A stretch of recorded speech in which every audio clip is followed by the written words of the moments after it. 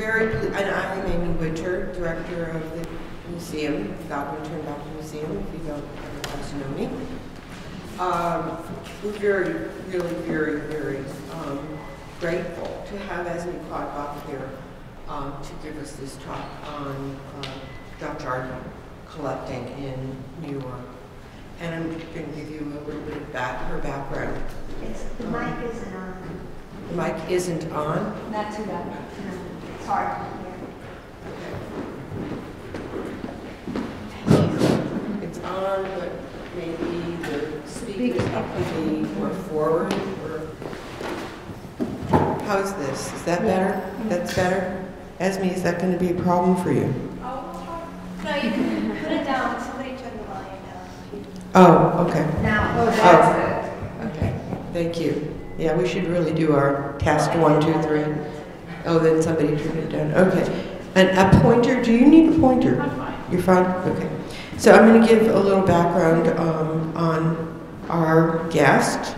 Esmee Quodbach is the assistant director of the Center for the History of Collecting at the Frick Collection. She has authored a number of publications on collectors and collecting, and on the taste for 17th century Dutch paintings, Rembrandt in particular.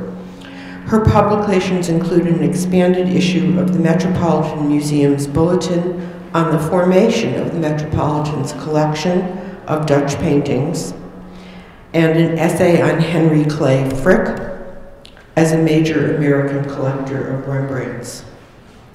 In 2009, Esmee was the organizer of a 2-day symposium held at the Frick entitled Holland's Golden Age in America, Collecting the Art of Rembrandt, Vermeer, and Hals. And I imagine her talk tonight will draw from all of this. She's the editor of a volume of essays with the same title to be published by Penn State University Press. This will be the first volume of a new series, the Frick Collection Studies in the History of Collecting, which will be co-published by Penn State and the Center for the History of Collecting. So let me welcome and ask you to welcome Esmee.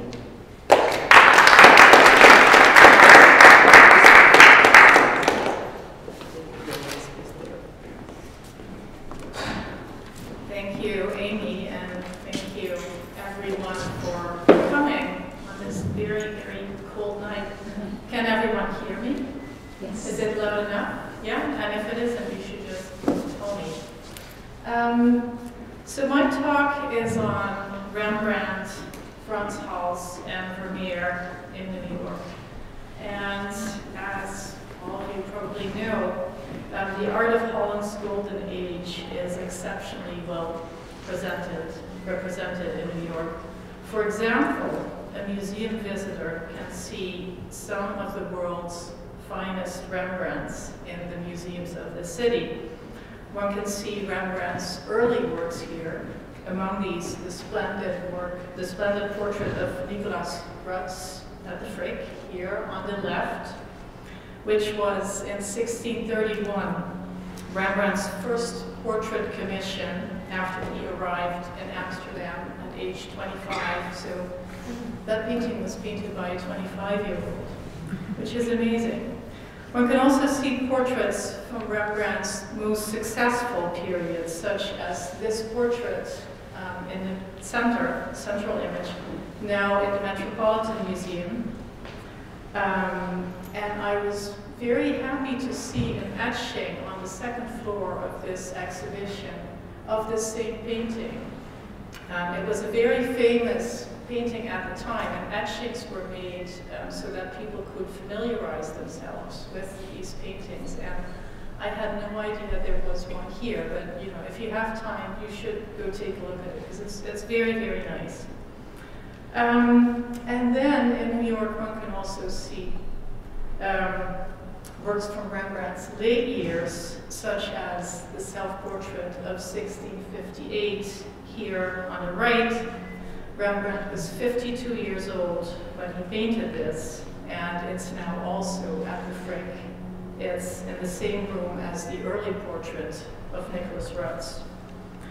In addition to more than 24 authentic Rembrandts, There are also many paintings in New York that were once thought to be by Rembrandt, and we'll see some of those in a few moments. New York can also pride itself on 8 undisputed Vermeers. It has more Vermeers, in fact, than any other American or European city.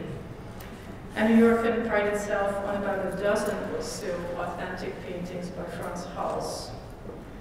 In addition to the paintings by these 3 great masters, Rembrandt, Hals, and Vermeer, there are many pictures by their contemporaries in the city's museums.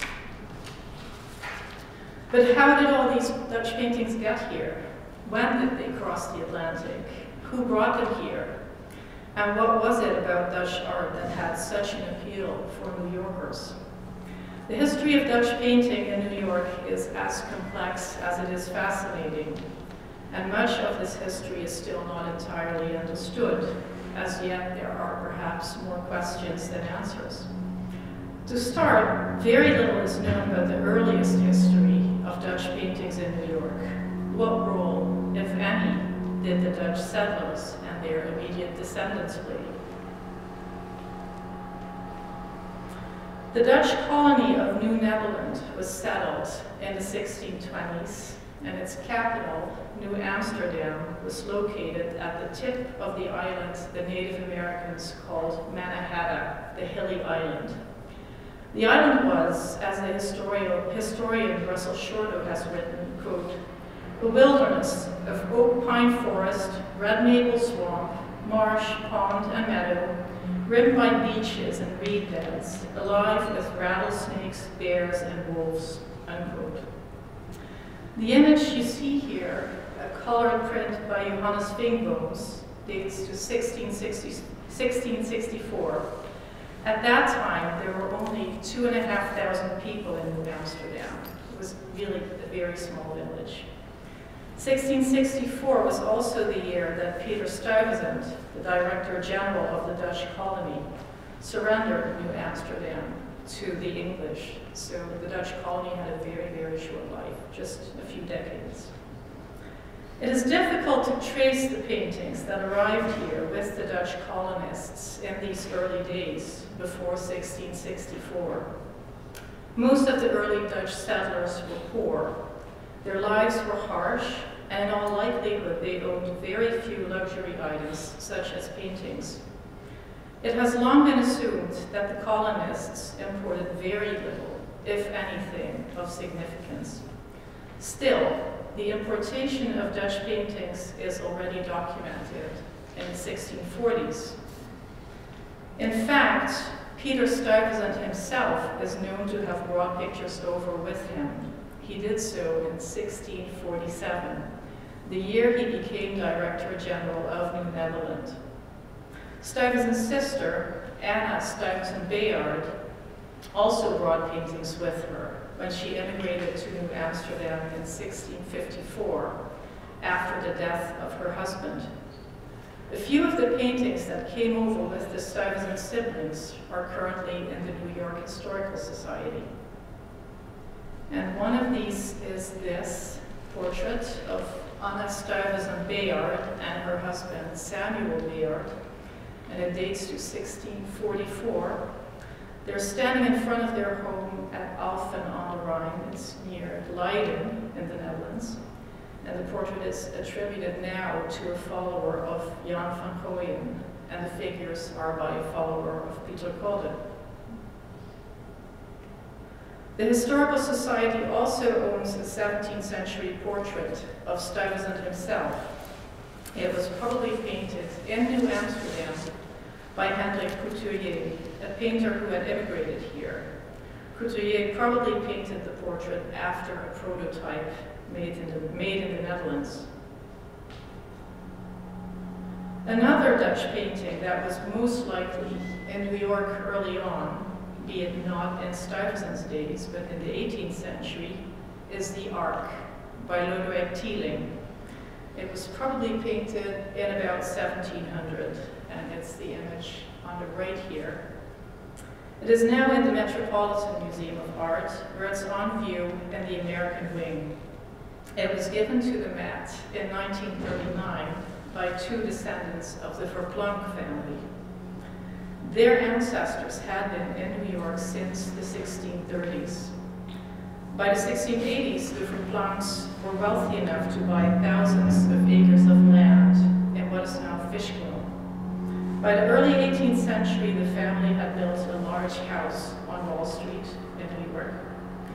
In 1761, Samuel Verplanck, then 22 years old, went to Amsterdam, where he studied business and married a cousin. And you see Samuel here on the left, and this is a portrait painted by Copley. Not long after his return from Europe, Samuel moved into his father's house on Wall Street and, quote, filled it with fashionable furnishings and several pictures, end quote. The painting by Teeling could have been among these pictures. However, it is also possible that Samuel bought it a few years later in 1778 at an auction in Leiden in the Netherlands. As far as we know, there were no great Dutch masterpieces in New York in these early days. No great works by Rembrandt, Vermeer, or Hals have been recorded here early on. If New Yorkers owned paintings in the 18th century, and even in the early 19th century, they probably owned portraits of family members, decorative landscapes, and genre pieces. Nevertheless, research is ongoing, and we may discover otherwise. So who were the first true collectors of Dutch art in New York, and what were their motivations? A figure of some importance was Thomas Jefferson Bryan, who was born in Philadelphia in the year 1800. Bryan spent 22 years in Paris, the art capital of the world in the 19th century. Bryan came to New York in the 1850s, and he brought a large collection of European paintings with him. He installed his paintings in his home on Lower Broadway under the name the Bryan Gallery of Christian Art. And here you see an image of the handbook to Bryan's collection. Nearly half of Bryan's more than 200 paintings were Netherlandish, and Bryan also thought he had a Rembrandt. In 1867, Bryan deeded his paintings to the New York Historical Society. But sadly, most of the Bryan paintings were sold by the Historical Society in the late 20th century, for financial reasons, of course. A major turning point for the arts in New York was the opening of the Metropolitan Museum, which took place on February 10, 1872. At the time of its opening, the museum was housed in the Dodworth building, a former dancing academy, on Lower Fifth Avenue. On view was the museum's founding collection of 174 European old master paintings, the so-called Purchase of 1871. The museum's vice president, William Tilden Blodgett, had bought these pictures in Paris in the previous year, in the midst of the chaos of the Franco-Prussian War. Blodgett, who was a prominent publisher and art collector, had used his own money to secure the paintings for the Metropolitan Museum. Acting without the museum's authority, he had paid a price of $100,000.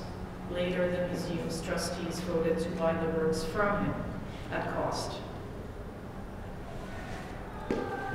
The majority of the pictures that were part of this so-called Purchase of 1871 belonged to the Dutch and Flemish schools, by then perhaps the most coveted on both sides of the Atlantic. Among the Dutch works were, for example, 3 pictures by Salomon van Ruysdael, who was very popular, a Jan van Gooyen and a Jacob Vosmaer. And here you see a few of these on the screen. And I should point out, there is the very beautiful Salomon van Ruysdael, which is always on view at the Met. Here, the painting that hangs to the left of the screen as part of this exhibition is also attributed to Ruysdael, a follower of Ruysdael, you said? Yes. So it's really nice to have a painting that's related to this one, right here in the room.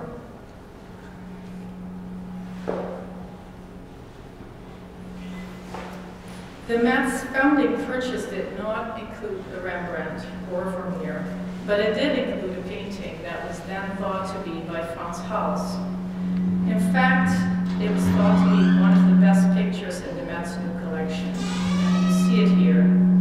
It is a portrait or a sketch of a woman who was known in her day as Malababa, which can be translated as Mad Barbara or something like that. The owl on the woman's shoulder may be a reference to an old Dutch proverb, to be as drunk as an owl. The novelist Henry James has described this painting as, quote, a miracle of ugliness, unquote. It is now no longer attributed to Frans Hals, but to an unknown follower. Still, it's a very nice painting, I think. Presently, in 2013, that is 143 years after its founding, the Metropolitan Museum owns 228 Dutch paintings, roughly dating to the 17th century. As such, the Met is the second largest repository of Dutch paintings in America, and the largest collection of Dutch paintings is in the Philadelphia Museum of Art, thanks to the collection of the lawyer John Raver Johnson. Usually at the Met, about 100 works are on view in the Dutch galleries. One of the most important collectors of old masters in late 19th century New York was Henry Marquand, a railroad financier, and you see him here on the left. Marquand was a man with a mission. In the early 1880s, he set out to assemble a group of first-class old masters, not for himself, but for the Metropolitan Museum of Art. In 1883, Marquand purchased a portrait of a man, the central image in the slide here.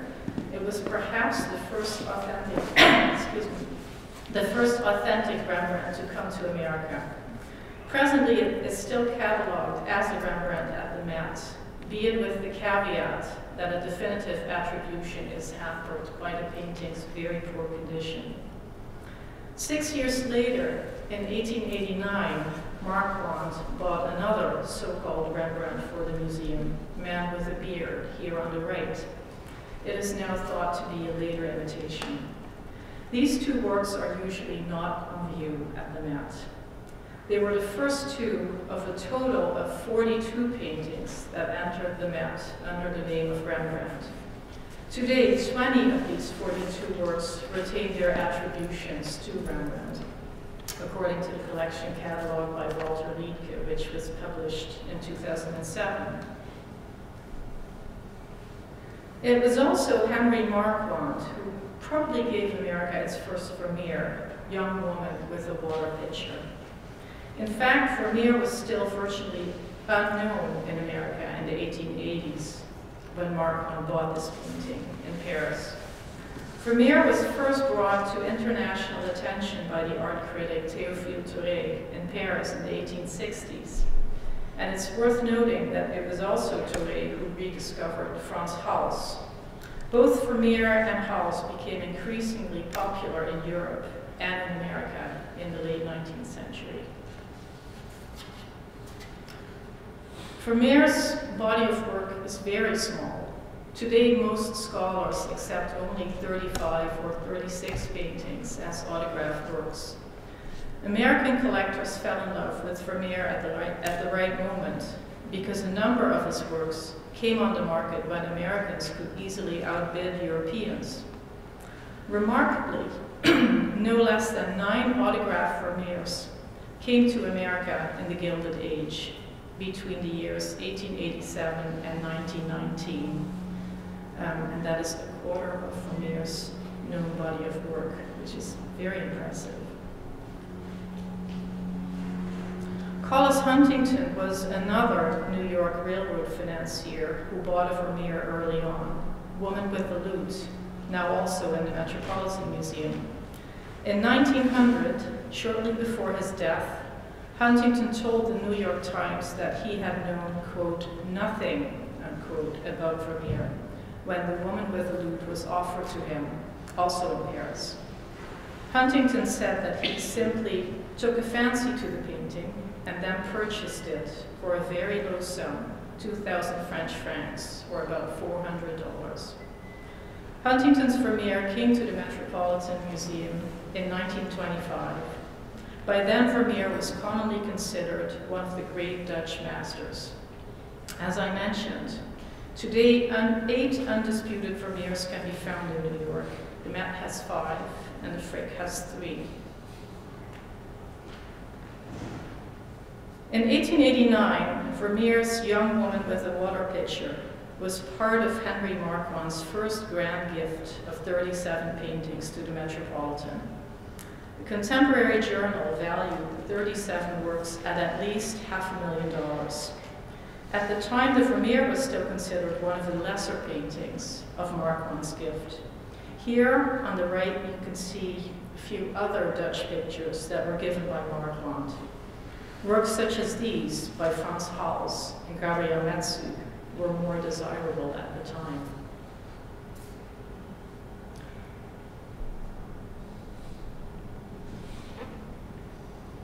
Among the most active New York collectors who were buying modern and old masters in Europe in the 1880s were the sugar baron Henry O. Havemeyer and his wife Louisine. Today, the Havemeyers are still well known as America's pioneer collectors of Impressionists. They assembled the finest and the largest collection of Impressionist art outside of Paris, all under the guidance of the American Impressionist, Mary Cassatt. And on the right, you see here one of the Havemeyer paintings by Degas. In addition to major collectors of the Impressionists, the Havemeyers were America's first great Rembrandt collectors. Within a time span of just 4 years, from 1888 until 1892, the couple purchased 8 early Rembrandts, all portraits. They were hung together in the library, which they called the Rembrandt Room. That was in the Havemeyer mansion at 5th Avenue and 66th Street. 6 of the Havemeyer Rembrandts were given to the Metropolitan Museum in 1929, and of these 6 works, 3 are now still cataloged as Rembrandts. And you see 2 of these here on the left. But the star among the Havemeyer Rembrandts was, and still is, the portrait of Herman Domar of 1640, here on your left. As you can see here, Rembrandt also painted a companion picture. It is the portrait of Domar's wife, Baartje Martens. Domar was a renowned ebony worker and frame maker in 17th century Amsterdam, and we know that he also sold frames to Rembrandt. Domar's son, Lambert, was one of Rembrandt's pupils about the time these portraits were painted, and Lambert Domar would become a fairly successful painter himself.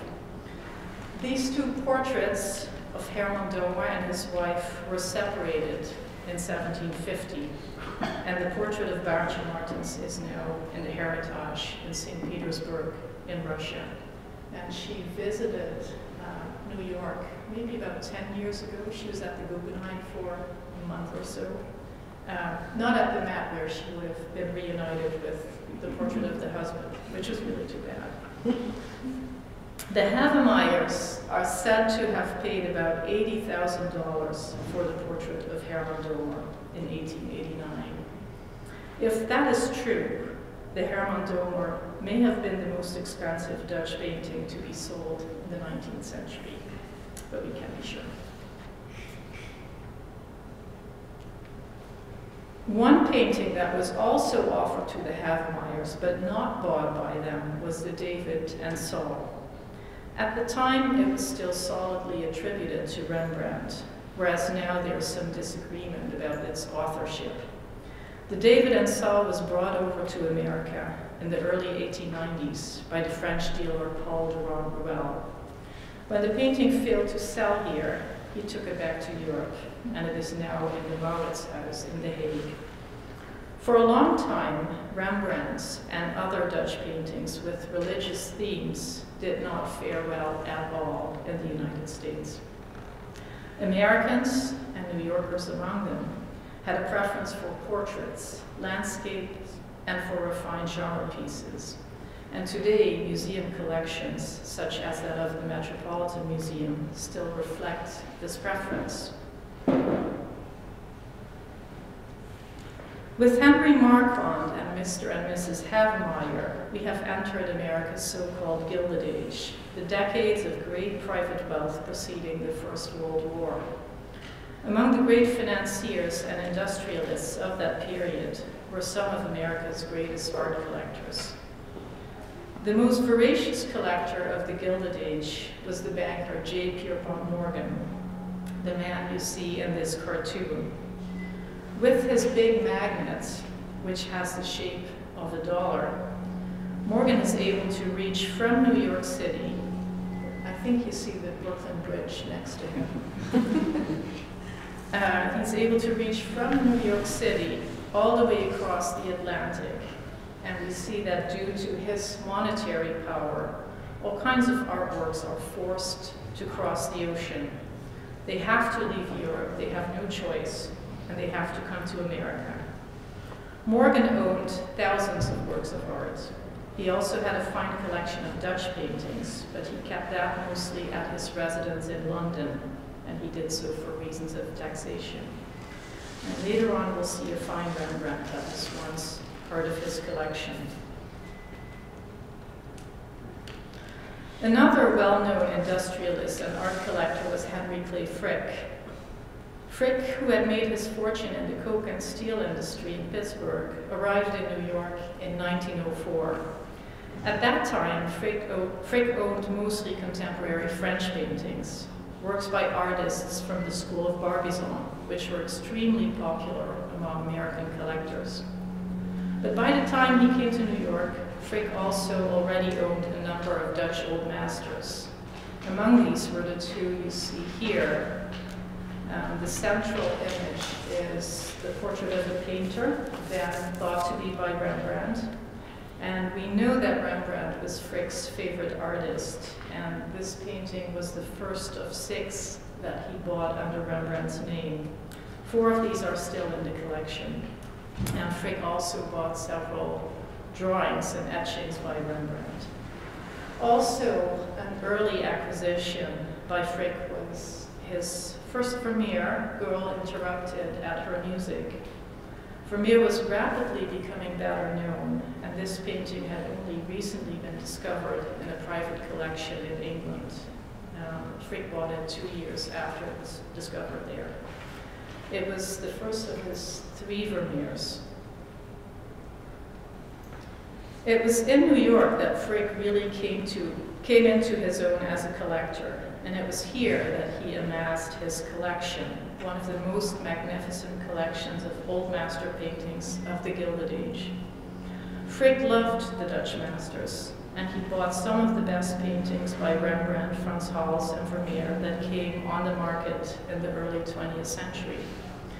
I won't be able to mention all of Frick's Dutch works here, but I will show you a few highlights. In 1906, Frick bought this work by Hals. It is now entitled Portrait of a Painter. We don't know who the sitter is, but when Frick bought it, it was still thought to be a self-portrait by Hals, which would have made it more appealing for Frick, and it dates to the early 1650s.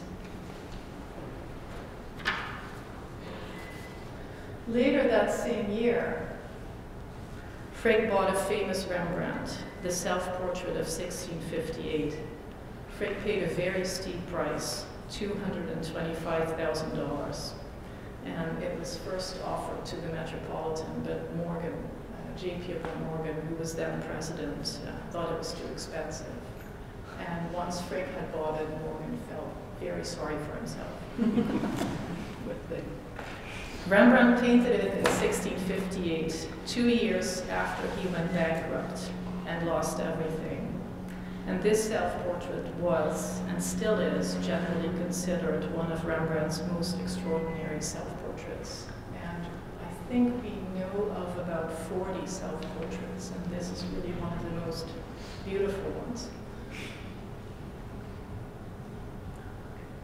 Another Rembrandt that was bought by Frick is this one, the Polish writer. It had been discovered some 12 years earlier at a remote castle in Poland, and it's one of only 2 equestrian scenes in Rembrandt's oeuvre. It's a very exceptional painting.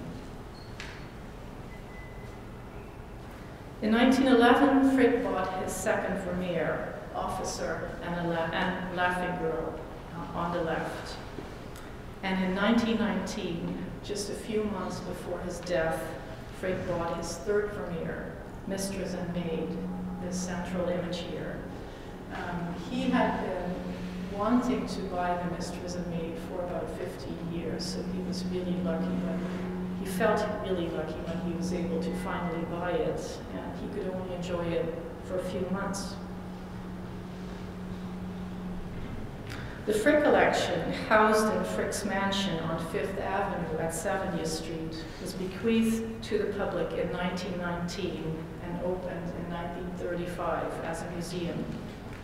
Only a handful of Dutch paintings have been added to the collection after Frick's death.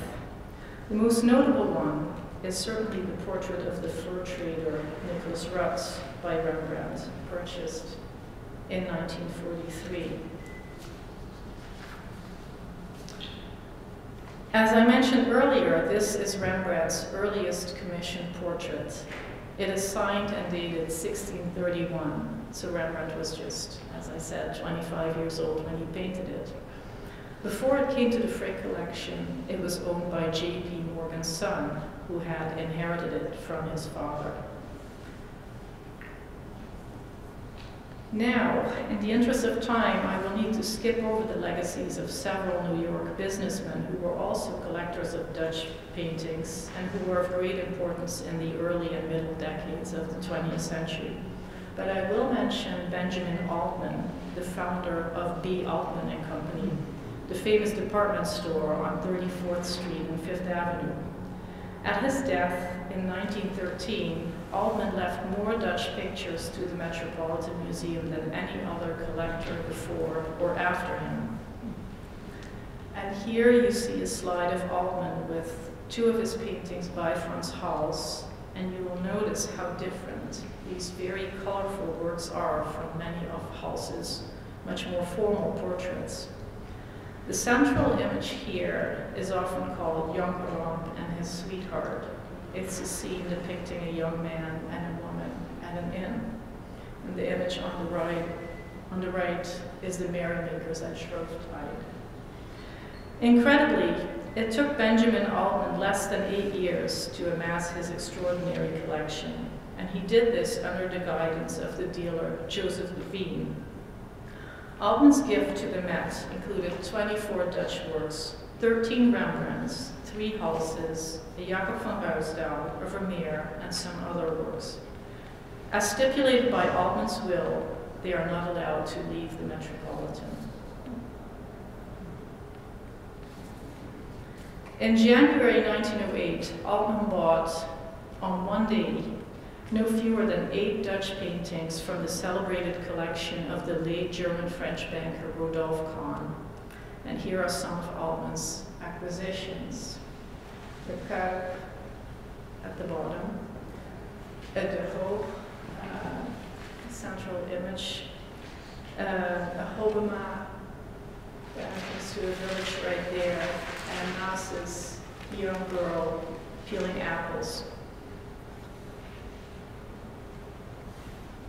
And here are some more 3 paintings then thought to be by Rembrandt. Among these, on the right, Old Woman Cutting Her Nails of 1655, 1660. Then a very beloved work. We still don't know if there's any symbolism in this painting. We don't know exactly what the woman is doing. People loved that painting, and it was a great favorite for many decades. In addition, Altman acquired Rodolphe Kahn's early Vermeer, A Maid Asleep. In 1913, it was the 3rd Vermeer to come to the Met. In the later 19-teens, the nature of collecting Dutch pictures in New York changed dramatically. Several leading collectors died, among them Pierpont Morgan, Benjamin Altman, and Henry Clay Frick. But of course, there were a number of other factors that also contributed to this complex issue. Chief among these was the establishment of a federal income tax in 1913. This had a profound effect on the finances of collectors and on the way they decided to spend their wealth. And then there was also the outbreak of World War I, which all but paralyzed the international art trade. Later, the Great Depression and the Second World War would have similar effects. The Gilded Age was truly the golden age for collectors of Dutch art. In the later 20th century, collectors in New York continued to buy Dutch paintings, but they did so at a much more deliberate pace than the great collectors of the Gilded Age had done.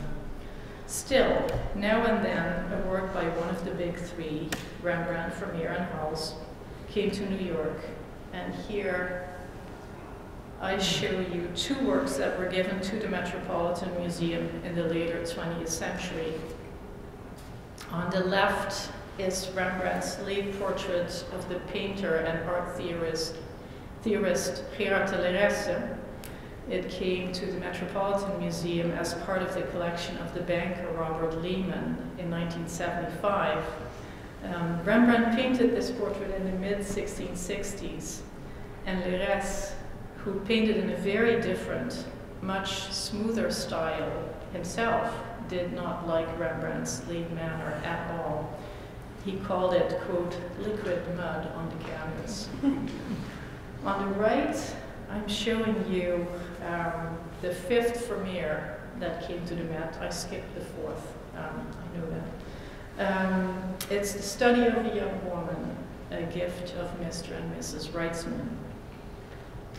There are many more stories to tell, but my time is almost up, so I will leave you with the image of the painting that is seen by many as the greatest Rembrandt in New York, and possibly in America. Aristotle with a bust of Homer, painted in 1654. It was commissioned by Rembrandt's only foreign patron, the great Sicilian collector Don Antonio Ruffo. It depicts the Greek philosopher Aristotle, who wears a gold chain with a medallion depicting his pupil, Alexander the Great. He rests his hand on a bust of the poet Homer. The Metropolitan Museum bought the Aristotle at the New York estate sale of Mrs. Alfred Erickson in 1961, after a bidding war of 4 minutes. The price of the Rembrandt was unheard of, $2.3 million, and it was a new record in the auction rooms. As I mentioned earlier, over the years, some 42 paintings have entered the museum's collections under Rembrandt's name. Significantly, the Aristotle was the first and only Rembrandt to be purchased by the museum rather than given to it. It is one of the Met's great masterpieces and one of the great masterpieces of Holland's Golden Age, and New York is very lucky to have it. Thank you.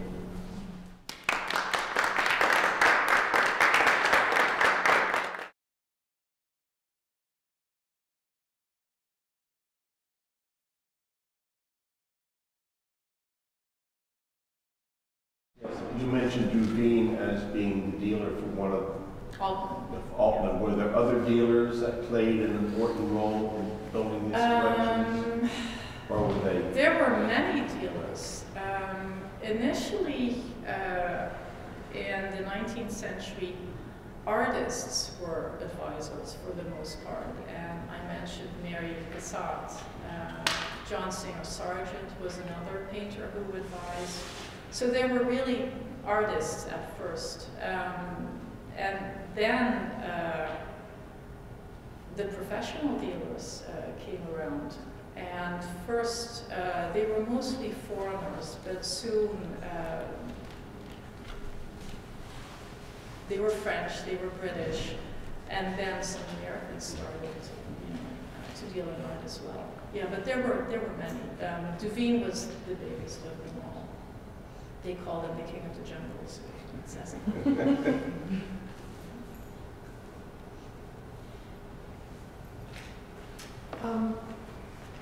I realize that your specialization is really more about collecting, but how are there some sort of ways in which there are markers of how things are sorted out in terms of, authentication of paintings as being, in other words, archival materials that survive give us, probably the most concrete. Yes.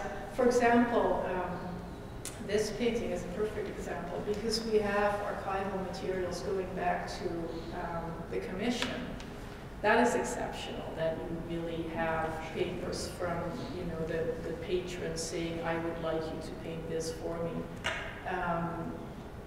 So this one had a long life, and we know every step. We know every single second where it was.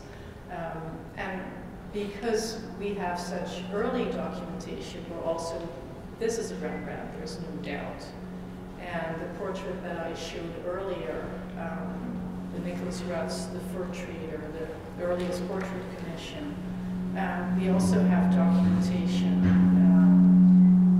I think from every year that it's been in existence. So then there's no doubt.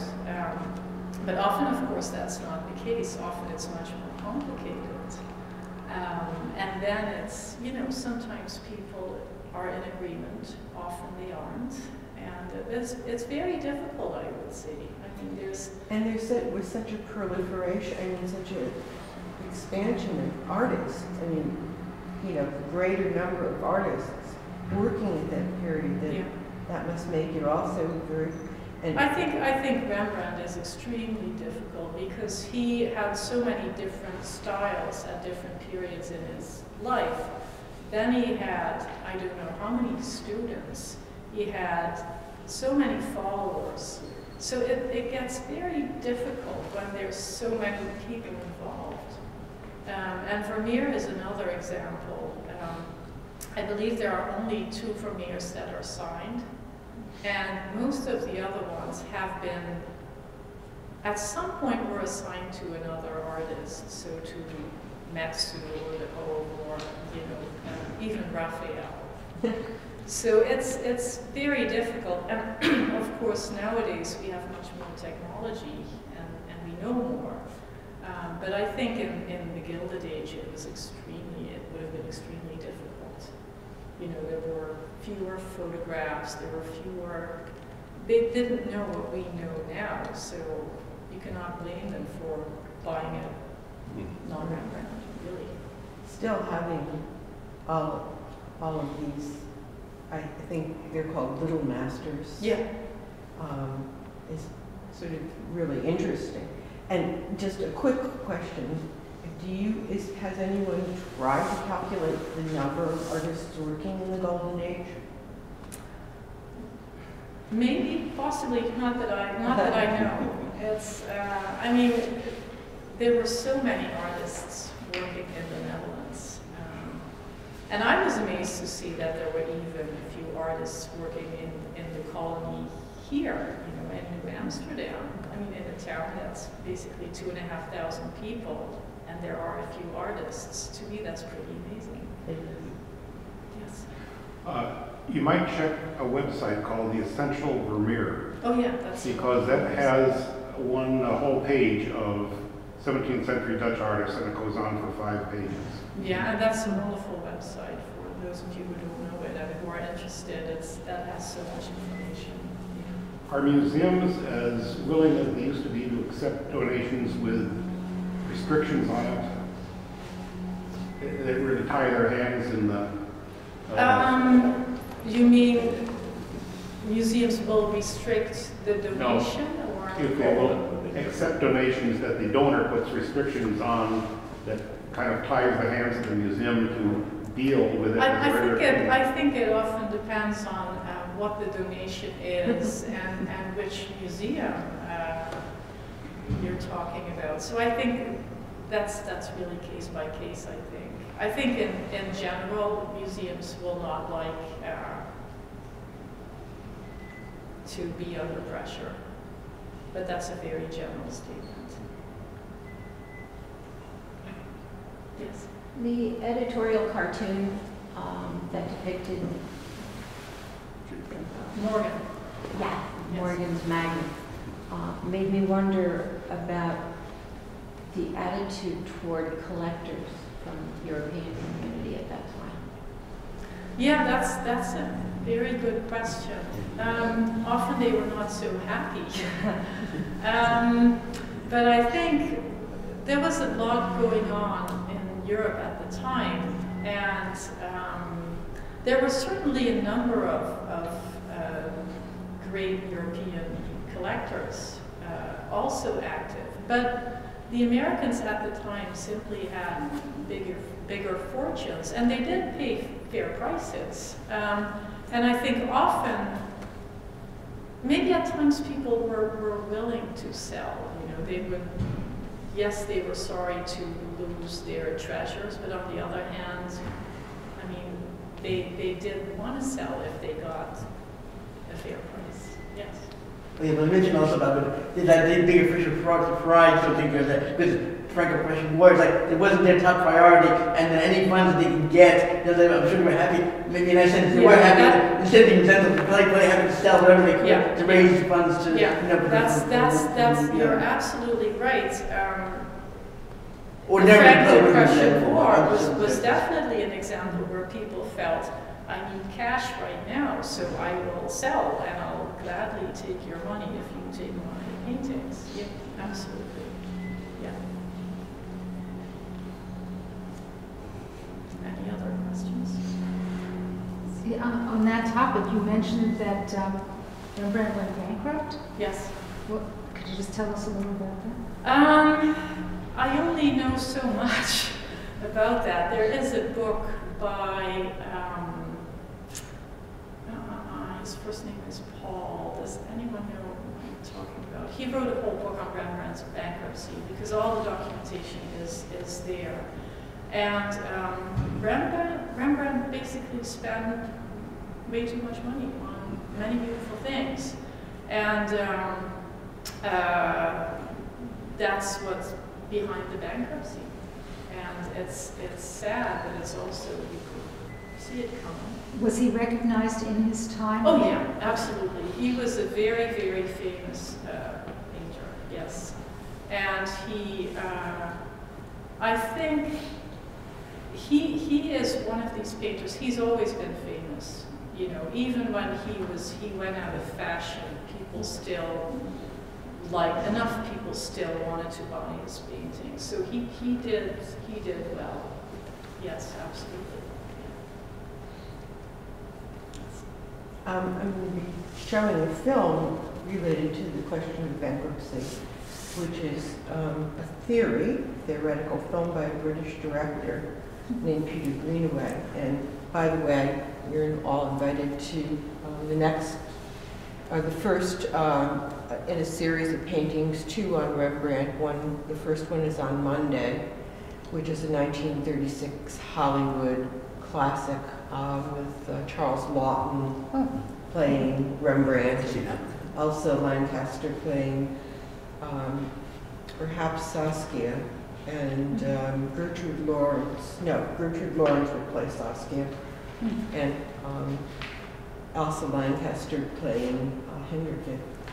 But the second film is a theory by this British director that the Night Watch actually, a lot of the quote-unquote mysteries of the Night Watch, what's going on in this painting, that there was a murder committed by the company, the military company that this painting commissions. And I just wondered if the documentation of his bankruptcy is parallel with his fall from grace and his career slacking off, because that's part of Greenaway's theory. I probably wouldn't want to say anything simply because I don't know enough about the bankruptcy per se, and I'm trying to remember that Hals' name. You can't, because there is a wonderful book on it, which has all the details. Yeah. But, no, I think Rembrandt's style changed. But as I said, there were enough people who were still very willing to buy his paintings, and he was, you know. But the murder, I don't know anything. Right. Well, it's kind of intriguing, you know, sort of fun. Apparently the filmmaker appears on film and does this kind of dissertation on film about it. And he himself, the director, wasn't a painter. So, anyway. Well, thank you. Thank you.